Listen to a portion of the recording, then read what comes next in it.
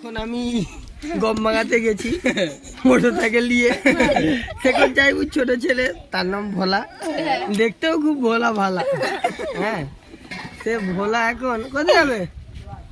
এখন কি করছে? মামা গাড়ি দে না, একটু চালাবো মামা গাড়ি। পারবি না, কোথায় করবি? সে বড় কি পাগলা জানি না।